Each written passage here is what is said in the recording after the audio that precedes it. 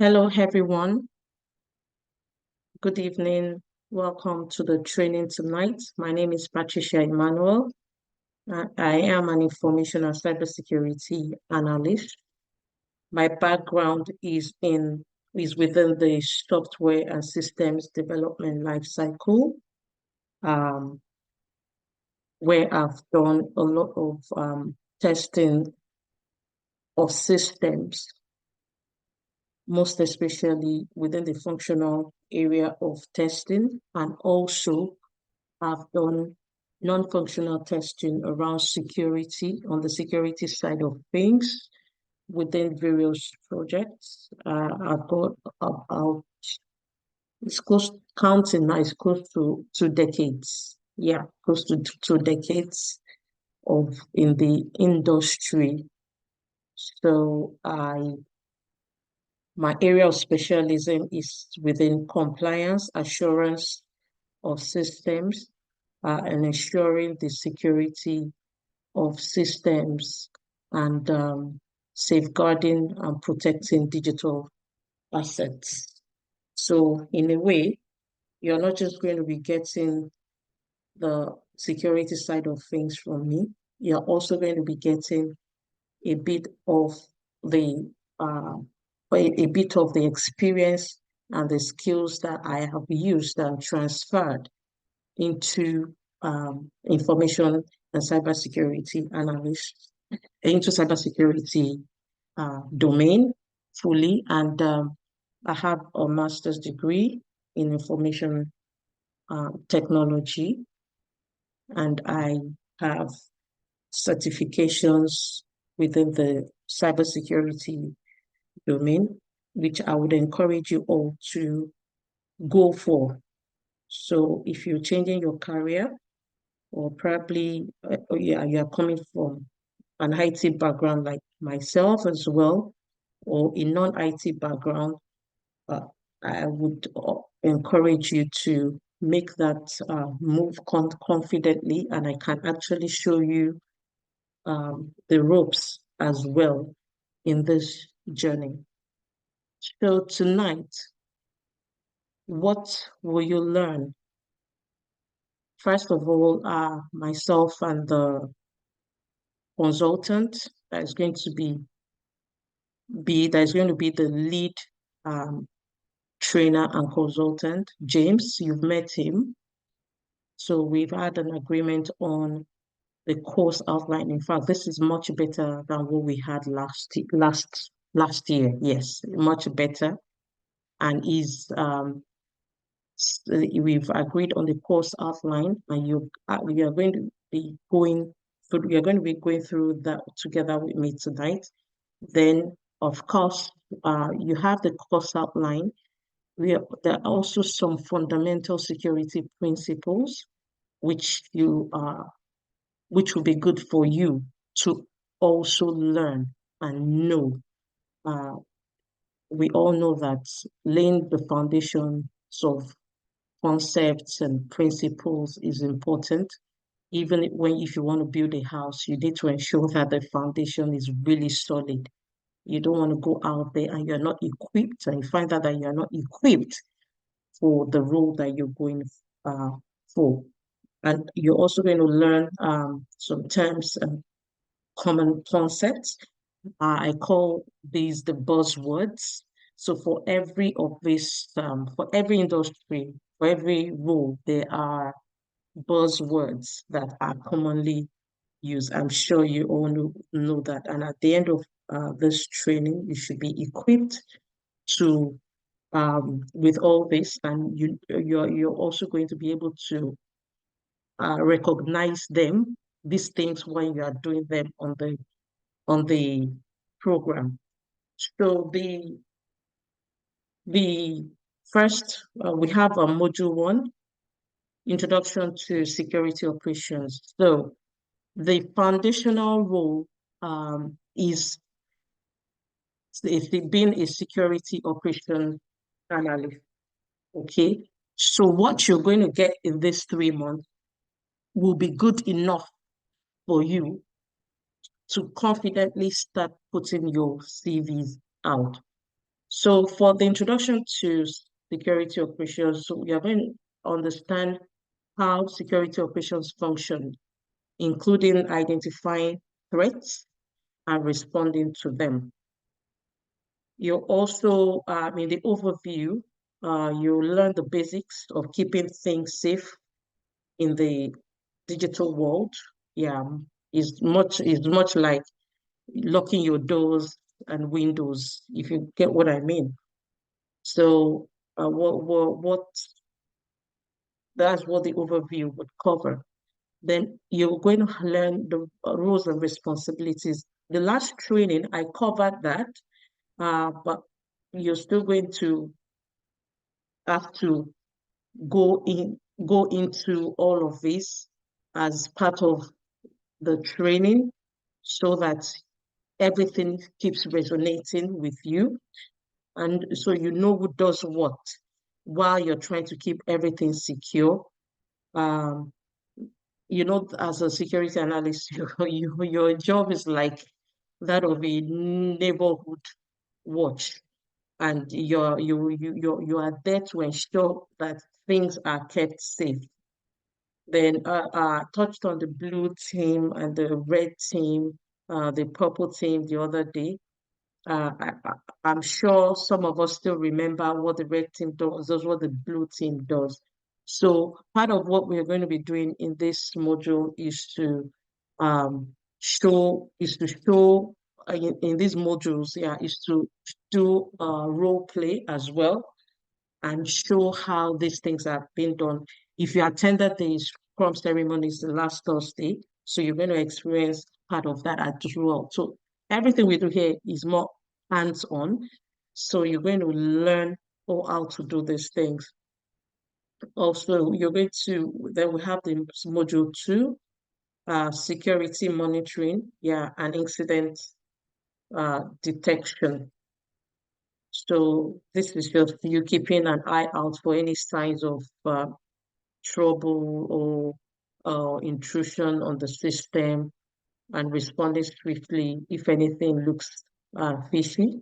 I'm trying to keep it as simple as possible in explaining what each of this means. So that we'll cover log collection and analysis. So that is us gathering and reviewing records of activities. I think we'll get some samples. Okay, so during like some of the workshops we'll do together, I'll get some samples so you can actually see what a log looked like, log of events, because everything that happens on the system is an event. So the system records that. So you're going to also cover security tools and the tech stack, all the specialized tools and technology that are used. You're going to learn which tool is used for what, and you're also going to um, also learn the criteria to choose tools for security ops. It is really important. I mean, you don't want to put a round peg in a square hole. You need to be able to identify the tools based on their functions and the effectiveness, their suitability, basically. Also, the module 3 will cover uh, it will cover incident response and handling. So what this um, we'll talk about basically is knowing how do you react when things go wrong? The Security Operations Center is where you experience it or you experience the life incidents. So how do you react? Are you able to think on your feet, and make decisions? How do you handle incidents? Um, you also going to learn the basics of responding to incidents. You're going to learn the understanding of how alarms and alerts are triggered.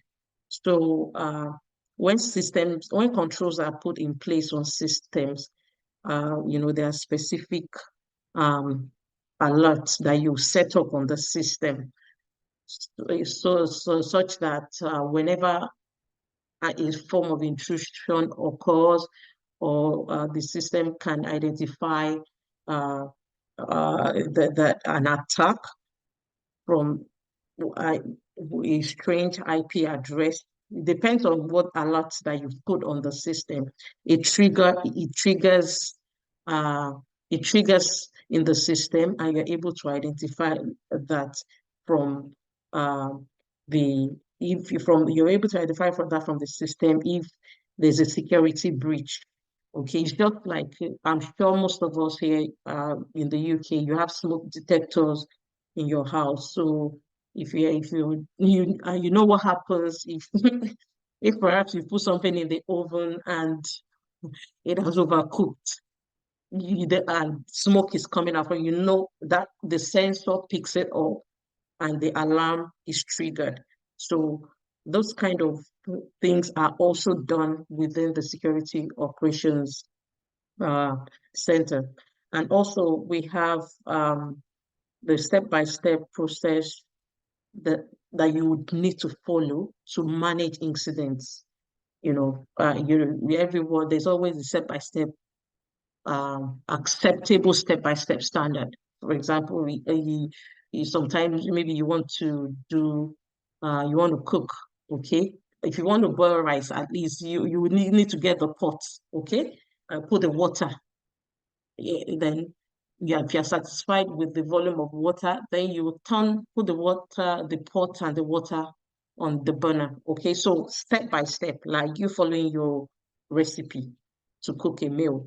So, and you also classification of incidents. You would also learn how to categorize incidents based on their severity. There's something called uh, severity and impact. Okay, so that is a very, very important part of um, incident classification. You must be able to classify that. Also, then you would this is really interesting. Operationalize MITRE framework. This is a framework. It's a framework that is used to guide incident response. Like there are some sort of incidents. I'm sure we all know phishing. So this is just one out of the many examples. There are some sort of incidents that they are approach as a step-by-step way to deal with them, depending on the type of incident or category that it's placed in. So you would learn how to use the MITRE framework. And also, yeah, okay, I think we are going too fast here. Yes, and also we have the incident response exercise. Yeah, you're going to be given exercises, yeah, to do like tasks, basically, where you will deal with live demonstration of a level 1 alert for to handle an incident. And of course, you would also be introduced to Azure, Microsoft Azure Sentinel. So you'll be able to explore that tool. It's a SIEM tool, and it is used to uh, monitor and manage security incidents. So you're going to get on Microsoft Azure Sentinel tool, and you'll be able to monitor and manage security incidents there. All the steps that you need to take to set up on that, we will show you. And yes, of course, we can go on and on into the details of it, but tonight is not the night for that. Tonight, we want to lay some foundations. Cybersecurity is a practice, uh, and it's a practice of protecting systems, network, and data from digital attacks.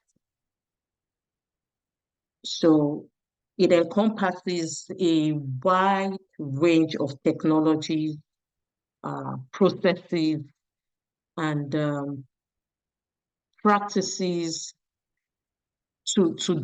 practices that are designed to safeguard any system, to safeguard systems from unauthorized access, from breaches, from data breaches, in fact, theft and damage to any information system. So, and these lists that you can see on the screen, they are fundamental. They are fundamental to establishing your knowledge in the industry. There are fundamental principles that you and I need to know. And these are principles that if you go for an interview and you're not able to talk about this, or a question is asked around this, you're not able to show understanding of it, it's not going to look good it's not going to look good on you, and the employer is not going to be pleased to say, I want to make an offer. Why? Because they are not going to be confident. So these principles, please, let's take them to heart. So confidentiality, this ensures that only authorized individuals or systems can access sensitive information. So, and how is this achieved? It is through encryption. It is through access controls and some sort of user authentication mechanism. So there's no way if you're not authorized to access the system, you would not and should not be able to access that system. If you are able to access a system you are not authorized to, then it is a breach. Okay, so I hope we get that. And an example will be encryption of personal messages or files with a password before sharing them online. I don't know how many of us have I'm just going to give a simple example. You've worked on an Excel file and you decide to password that file. And why are you passwording the file? You're doing that probably because there are some sensitive information there, and you're using a computer or a laptop that maybe you have other people around you that have access to that laptop. But you are establishing confidentiality the moment you apply a password to that file. That is just a simple example. Now, integrity. Integrity ensures that the data remains accurate. It remains consistent, and throughout the life cycle of that data, whether some sort of transfer is happening to that data from one system to the other, from one person to the other. So that data is untouched. It is still whatever you have stored in that data file, okay? It remains unchanged. So integrity is maintained, and you are sure of you are sure of the content, even if it's been transferred to another system. You are sure that nothing has happened in between. there hasn't been any form of intrusion or breach or whatever you want to call it. So is an example of that is where you send a file. I don't know if you've used Microsoft, if you use my Outlook and use Outlook, Microsoft Outlook to send your emails. You can you can you can you can you are able to ensure that that email you're sending, in the process of saying that the receiver of that email receives the same content that you sent. So there's some sort of digital signatures and data validation and checksum techniques that have been applied to that kind of message. So integrity is a very fundamental principle that we need to understand. Then availability. Availability ensures that the information and resources are accessible to authorized users. So there's this involves the ability of the user to get the information that they need on demand. Okay, I want to be able to use I want to be able to use an application that I have subscribed to. Okay, is the service or is the provider making that application available? Am I able to access it? Because I have subscribed to this app, it means that I have paid, I have signed up with my with my username and password, okay, and it makes me an authorized user. Okay, I am authorized to use this information. I'm authorized to use this resource that I'm trying to access. Okay, it's made available to me.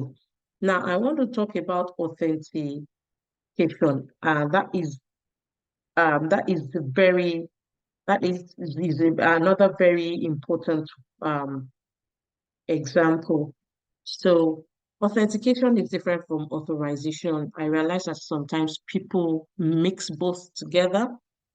So authentication verifies the identity of users. A simple example, I'm trying to get access to an application. I put my username and my password. I've used these two particular username and password. I've used them to register on this application. So the moment I'm able to log in, it means the user recognizes my details. So the system recognizes my details and is able to verify my identity. And so I am granted access to that resource.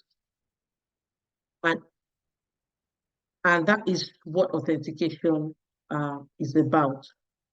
Another form of authentication is what you are, your fingerprint, okay?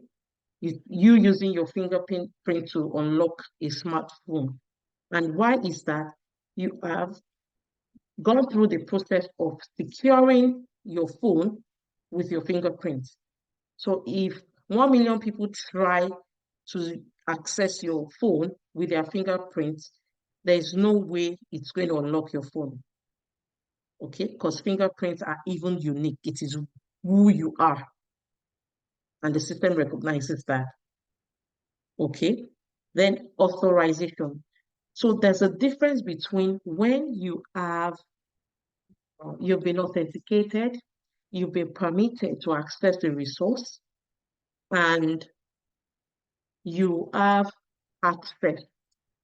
You have access, and you are able to perform specific functions or actions on the system.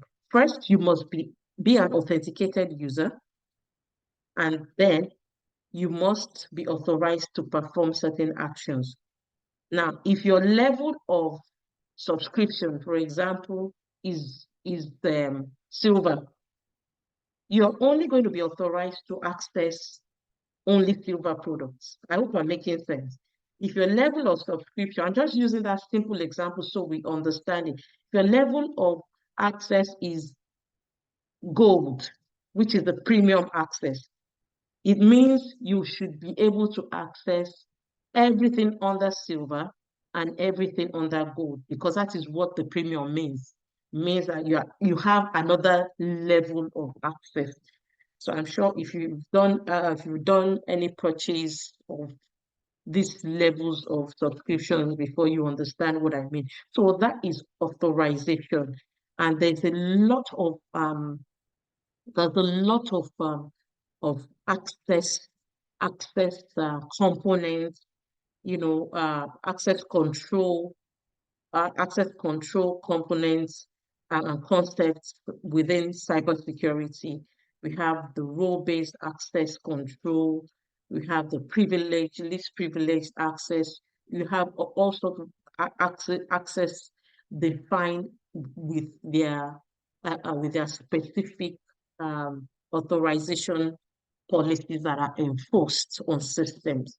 So certain employees will be able to access some sensitive files, and while certain employees will not be uh, given the access to go into uh, to access some files in a company's network. And why is that? Because of their job responsibilities. So there is a lot to learn around this concept. We have the risk management as well. You are able to identify and assess, mitigate potential cybersecurity risk. Anything that come across as a risk issue around the organization's assets and policies, this is where your risk management knowledge and experience comes in. So you will conduct risk assessments, you will implement risk security controls, and you would monitor any form of emerging threats. So you are proactively even working on potential risk issues.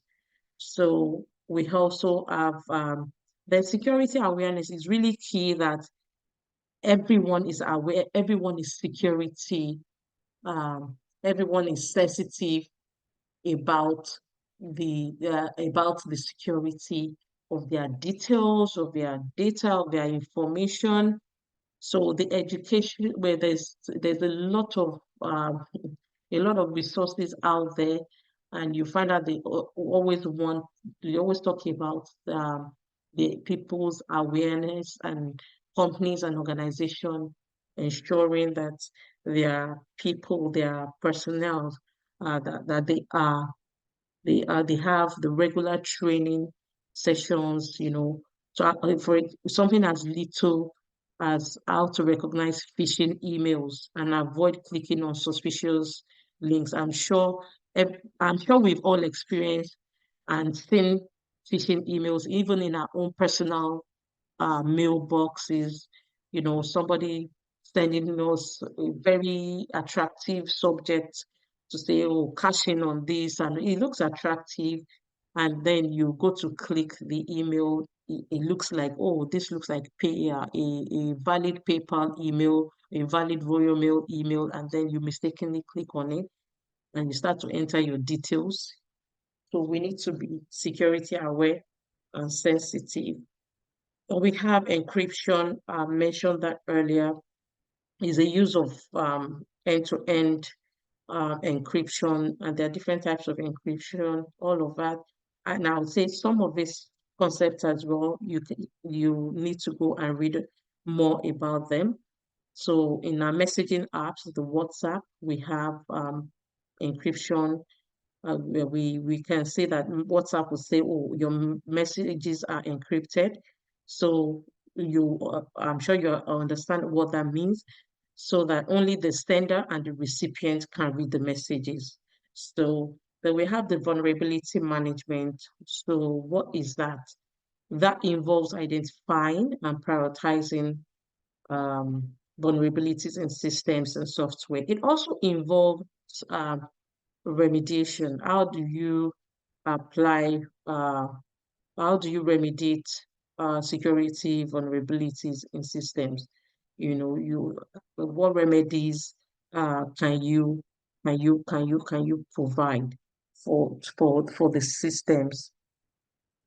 So this is also um, this, for example, we are going to we can give an example of regular software, call it patching, regularly patching software. I'm sure sometimes you see your system will say you need to update your system, and the reason why it's coming up is because some bug fixes some bug fixes and some security issues that the company or organization that is providing the app or system to you have been identified, and they are sending you that update to apply them uh, so that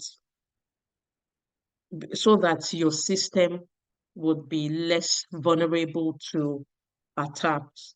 So when you get all these updates and notifications and all that, this is what is going on. It's vulnerability management. So uh s- um so when you install software updates and patches to fix these known vulnerabilities in your systems and applications, that is what you're doing. Organizations send that they cascade that down to different teams in the organizations and ensure that people actually install the updates. Because if one system, if for example, if for example you keep getting the updates and you don't update, the company has instructed that everyone should update. You've gotten an email and your system is actually giving you notification. So and you have that notification to say, do it later or remind me in 3 days' time. I don't know if people have seen that before. Or you totally ignore it. You shouldn't ignore such because the moment you ignore it, you're opening up your organization. Your system could be the weakest link, the weakest. Why? Because the system will become more vulnerable to attack, and any sort of backdoor malware can come into the organization's network through your system. So please, let's be aware of that. So, and also we have incident response.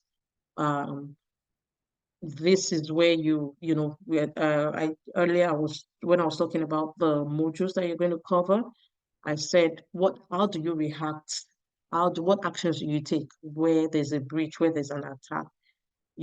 So one of the way to do that is notifying your IT department immediately after receiving a suspicious email. You need to do that.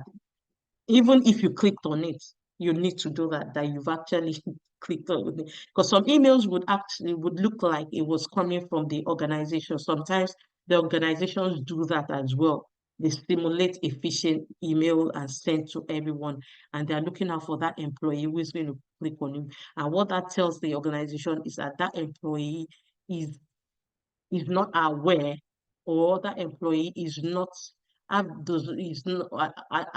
conscious of emails that come into the company. Well, and I don't know if you've had that experience before.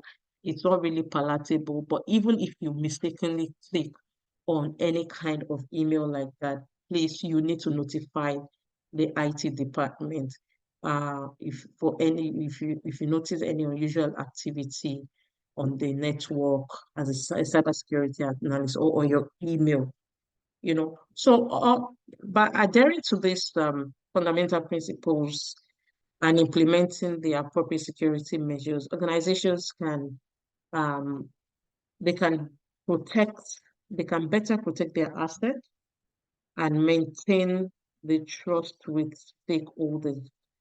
Because the truth is, even if a company wants to partner with you, or if a company wants to do business with you, I'm speaking from experience now, and everything fine. You do, yeah, you deliver good uh, products and services, and they want to partner with you on the tech side of things, for example, and they realize that the company doesn't have a good security posture, and for them, it's top on the list.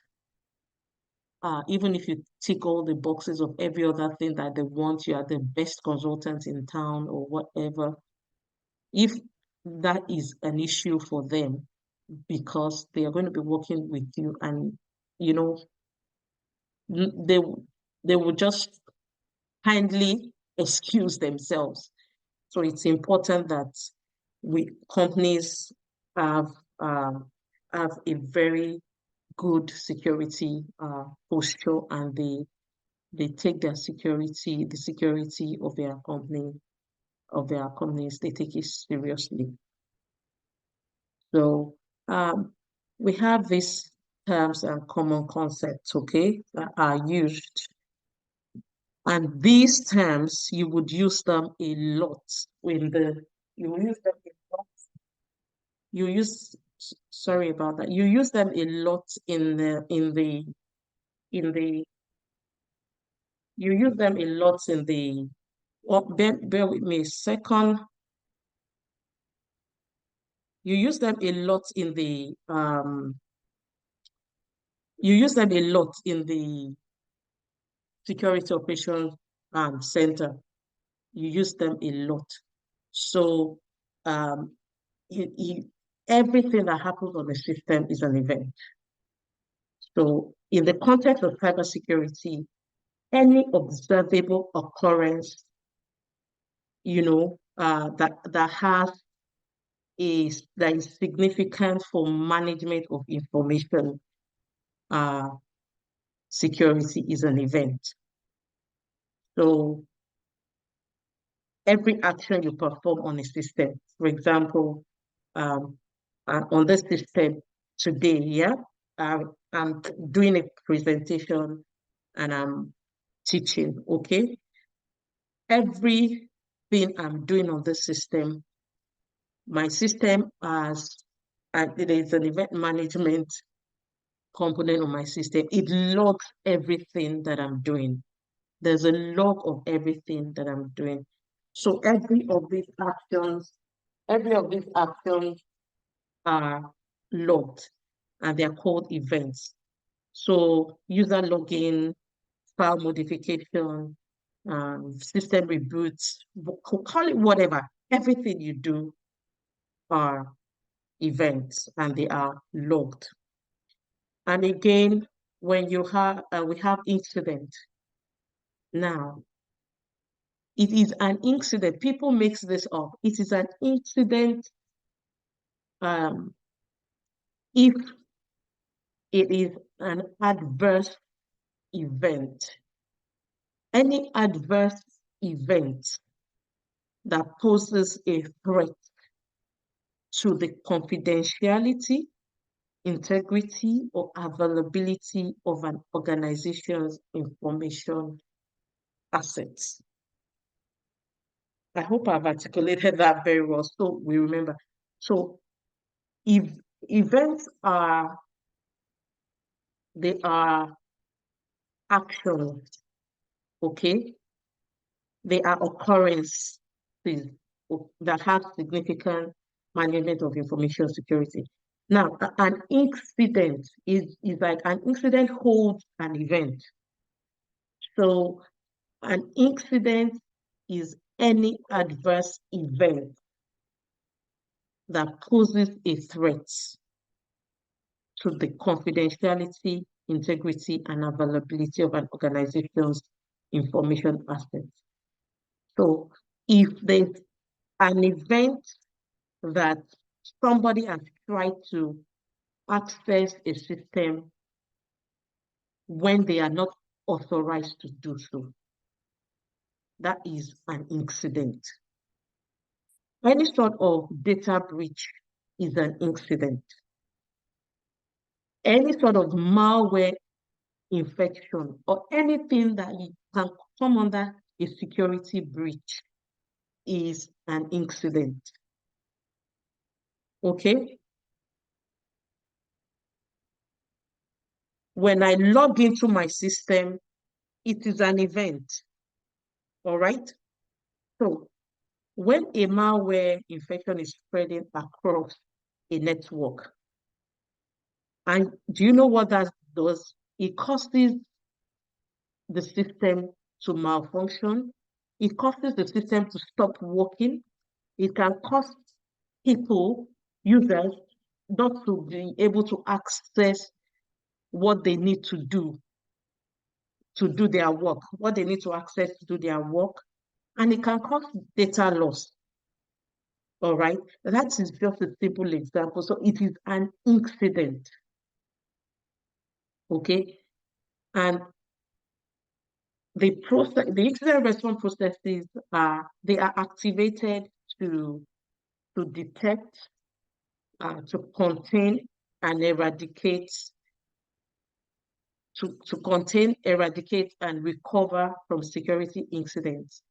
So this, when this is done, the containment and everything that is done, all these processes that are done to eradicate and recover from security incidents, they minimize the impact on the organization. Now we have breach. So I don't know. I always try to use this movie 24. Yeah, I think is it 24? Um, yeah, I think it's 24. Jack Bauer. If you remember, they have this security operations center there for those that have seen that season movie. Right? And every time there's a breach, you can see the reactions there. You know, they are trying to uh, quickly activate some sort of destruction, put the system into some sort of destruction mode. You know, they are trying to secure whatever they can secure. They are trying to contain it. You know, all of this, it's not just you can it's not something that you, if you don't know, if you don't understand these terms, you know, I don't even think anyone will be able to get into it if you don't understand this term. Because from the interview stage, they will find out if you actually understand what this means. So when they say there has been a breach can be a physical, an unauthorized individual gaining access to sensitive data or systems without permission. If I lock my if I lock my door from inside and somebody breaks in, that person is not authorized. It's a breach. That's just a simple example. So because what that does is that it compromises the confidentiality, it compromises integrity, and it compromises the availability of data or systems. Any sort of breach uh, in the Security Operations Center, that's what it does. The compromise happens. Then we have uh, then we have um, the controls. Now, controls are the security measures. I remember saying um, to you in the Telegram group that, okay, please read about controls, because these are the security measures or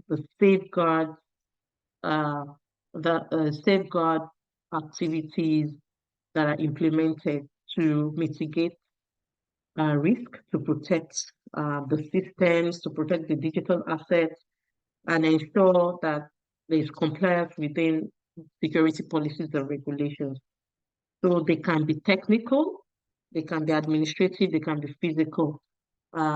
You anything that is put in place, okay, to safeguard um, any sort of event that would or incident that would lead to loss is a control. Firewall is a control, is a type of control.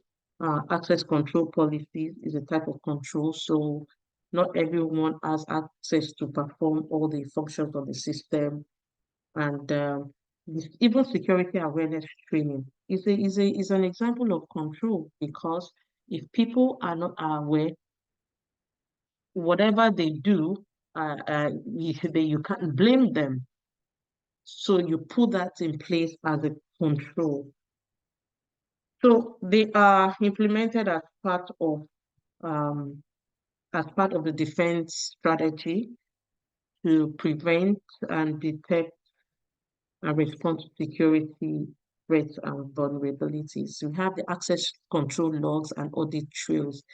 So I've mentioned that logs, every if you scan I'm sure if wherever you're working now, you have your ID cards, you touch the security system, it recognizes that you are in, it opens the door for you.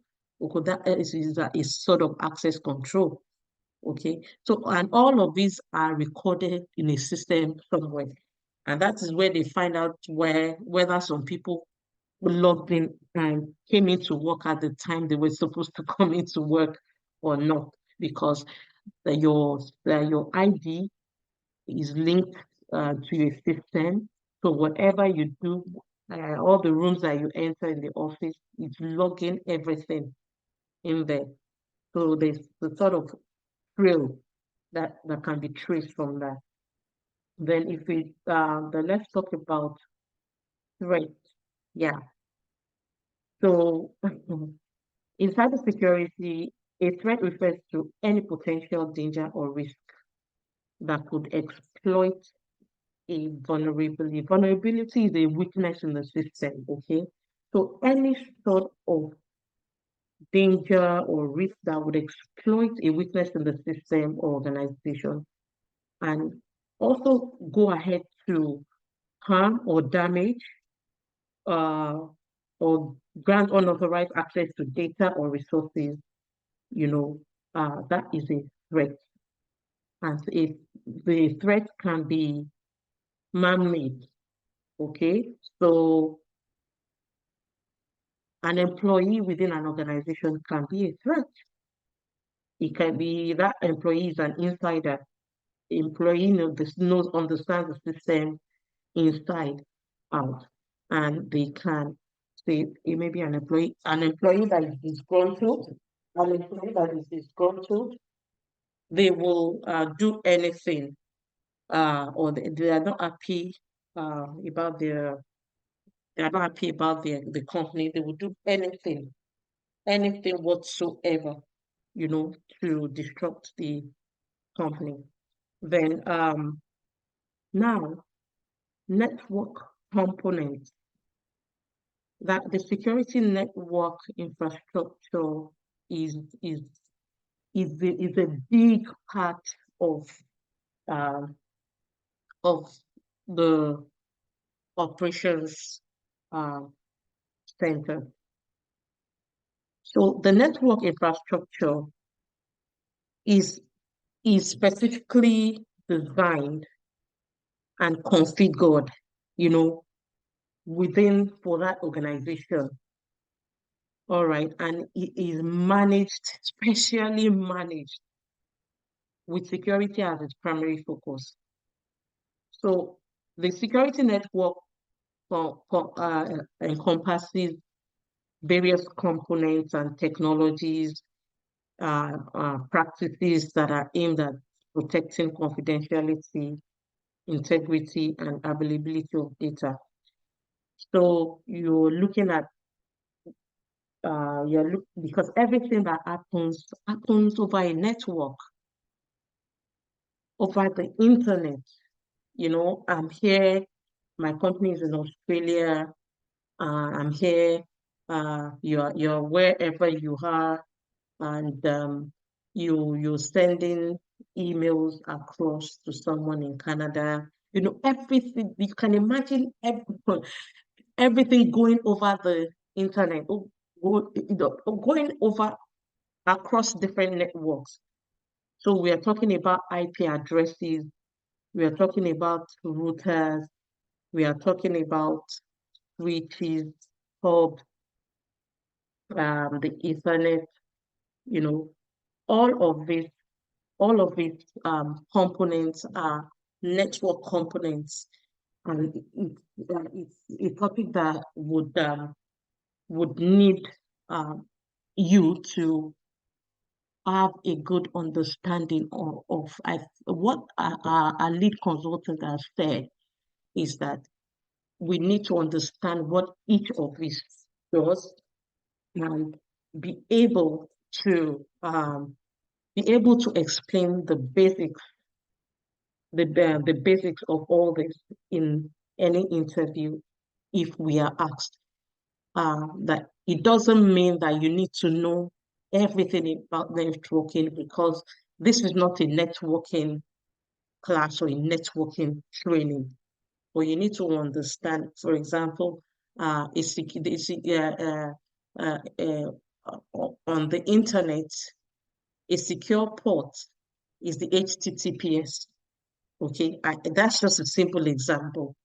Is a secure port for any website that you're accessing. Now, if you are accessing any website and it's got HTTP, you should definitely know that is not secure. Anything can fly into your system and cause damage. So you need to understand all this. I want to quickly move on to the next slide because there's an okay. So we have the same um, we have talked about vulnerability management, but I would need to give us time for questions and answers. So the same is a software solution. I mentioned Microsoft Sentinel earlier. So a security information and event management system, that is what is used in organizations where they have a security operations center. And there are different examples. Microsoft Sentinel is an example. I don't know if you've heard about Splunk. That is another one. So on a day-to-day the activity that you get to do, you monitor logs, you detect any sort of anomaly, and you respond to security incidents. So you're going to be able to work on the incident dashboards. You're going to see reports. You're going to be able to generate reports. You're going to be able to create alerts. Okay, that will be triggered if any sort of incident is going on. Okay, within the network, within the organization's network, because you're going to be monitoring logs of events on the network. So, and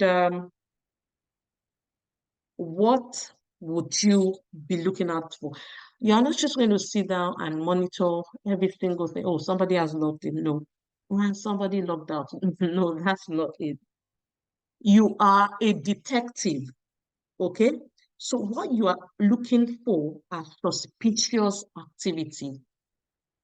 If your gut feeling says, by virtue of everything that you are seeing going on, sometimes on the log, on the dashboard, you see a spike.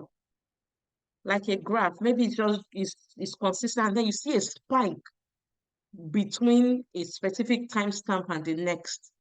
That should, jump at you to say, oh, I need to investigate this. So what you are looking out for are suspicious activities. You are like, it's security, I don't know if anybody has done physical security work.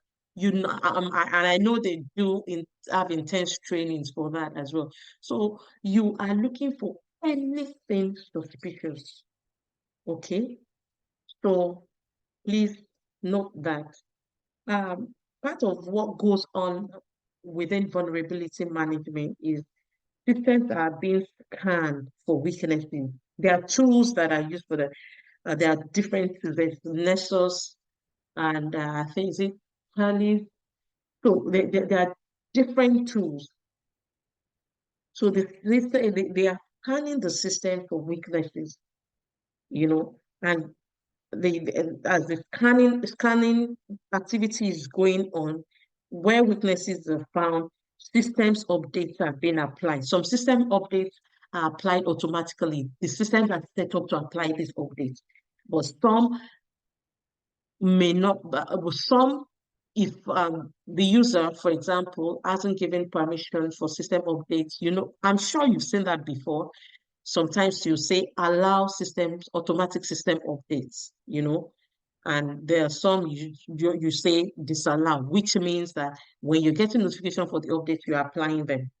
All right. So, and generally, you do reporting as well. You do reporting of the updates. You do all of this to reduce the security risk. And then we have penetration testing. So penetration testing falls within security testing. So earlier on, I talked a bit about my exposure to security testing. So this is where penetration testing comes in. So it's a simulated cyber attack. It's like you are the ethical hacker, on the system. So companies employ people to come and to to deliberately attack their system. I'm sure you've heard about there's even some sort of certification, being a certified ethical hacker. So you penetrate the network, you penetrate the web, you penetrate the systems, the organization's network, and assess the effectiveness. So you are not just simulating the attack, you are also assessing the effectiveness of the controls, the defenses that they have put in place. Okay, you are assessing that. If I say, oh, the entrance to my house, I have what's it called? I have a bulletproof door. I have all of hey, you have all of. Let me come and test it. The role of penetration tester is to pretend like an attacker, and they try to use all sorts of means to forcefully say this is bulletproof. Okay, let's start to shoot. Get any sort of spec of guns and all that. Oh, you say it's bulletproof. Let's try bullets on. That kind of a thing. So that is what a penetration tester does. So real world attack, you identify this vulnerability and you assess the effectiveness of the defense that has been put in place. And also, you don't stop there. You provide a recommendation for improvement.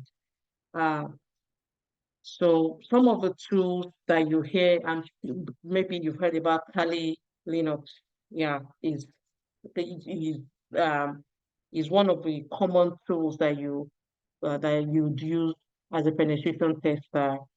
There's the Burp Suite, Metasploit. Oh, there are numerous, because these three I mentioned are really, really popular. So of course you do your reports as well, and you you get to put your recommendation to the report as well. Then we have, I've talked about the incident response. So, so your your a structured approach is required, basically. Yeah. By the time you're into it, it becomes a part of you. So you know how to respond, a structured approach to responding, because that kind of environment, you need to ensure that there are some step-by-steps procedure or guidelines that you have to follow. Okay. And something like, for example, if a data center is flooded, so what are they? Is a disaster that happened. So how does the business continue in the situation where a data center is flooded? So there must be a business continuity plan in place, all those kind of things. Then you will have a disaster recovery plan. What contingencies have been put in place, and what are the steps to take? So all this fall under incident response. And yeah, so I think the final one to touch, okay, we have the access control. I've talked about the access control. So this is where you manage user accounts, because you could be a security engineer, you could be the one provisioning um, user access, to different teams in the company. So you have to enforce there will be policies in place on who gets a level of access or not. So that is where access control comes in. And I've talked about the patch management. I think I've really dealt with that one in the explanation where about identifying vulnerabilities and testing patches and deploying updates to mitigate security risk. So all these terms are common concepts. They are not limited to this. They are not limited to this. I think there's one that comes to mind now. I don't think I've mentioned that one. You hear 0 day, 0 day, yeah. So in the context of cybersecurity, this is a software vulnerability or a security weakness or lack that is not known to the public and is not known to the vendor. It's like it is entirely new. So that kind of vulnerability is exploited by attackers on the same day it becomes known to the public. The public gets the knowledge that, oh, there's this particular security flaw. You understand? That same day, it is exploited by the attackers. So what that 0 day means that it is given the software developers 0 days to address the issue before the attacks occur. So this attack has actually occurred before before they can even recover, and it's not like we've seen this kind of attack before. So they classified those kind of attacks as a 0 day attack, because if it end the way the industry works, uh, all sorts of attacks that have happened that people report. You can always find out. Um, you can always find out from publications from from recognized cybersecurity reports you'll be able to, even on the MITRE framework, you'll be able to trace some of these sort of attacks. So that one would even show you how the attackers have perpetrated um the the attack. So when the attack is happening on the same day that the weakness or vulnerability is known, so it gives the developers 0 days to address the issue before it occurs. So yeah, the cyber criminals, they look out for this kind of vulnerabilities, to be honest, because it is like is for some of them it's fun for them to do this, and for some of them they are sponsored. They are sponsored hackers, and they they provide that window of opportunity to launch targeted attacks against the system organization before the organization even thinks of applying security updates. So, what do organizations do to fix this?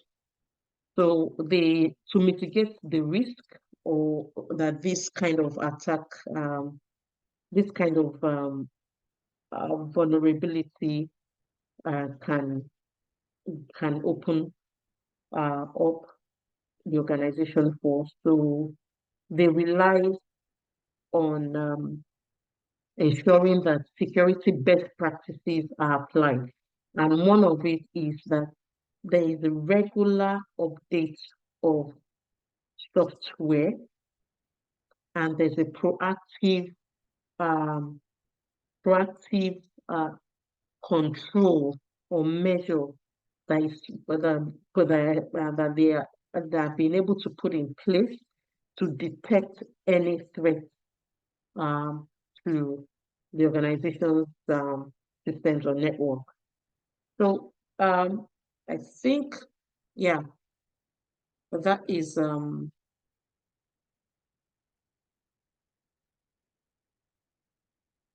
me for the night. Any question?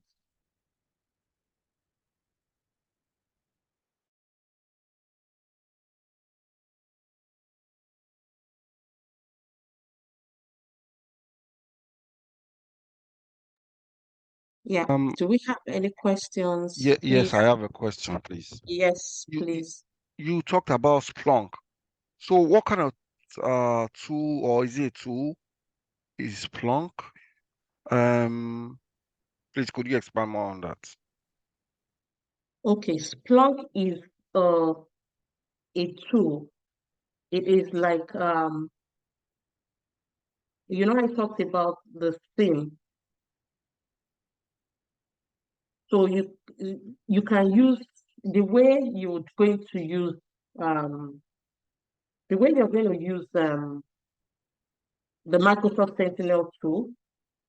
Okay, Splunk has also got its own security incidents and event management um, dashboard. It's got its own tool. So, but there are other things within Splunk that you can use. But the point is, if you know how to use one particular SIM, the concept is the same for every other tool. Do you understand?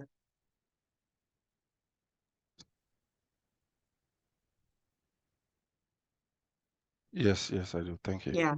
So if you're able to use Microsoft Sentinel, is it's like you using you using a system that handles security incidents. The truth is, every organization would, they would try to put all the components that are needed in a in a in an event security incident event management tool. Everything, if even Microsoft has a compliance side of, they have their compliance tool as well. So every of these companies that provide this tool, they will try to incorporate everything that organization might need to use their utility tools. That's what I'll call them, because the organizations use them to secure and manage security um, anything secure within the security context of the organization, security, governance, compliance, so everything, if you are able to use one, you would be able to use the other. It might just take you a couple of days. And besides that, you can always go on YouTube, internet, just how to use the Splunk SIEM tool. You're going to see loads of information around that. Hold on a second. Let me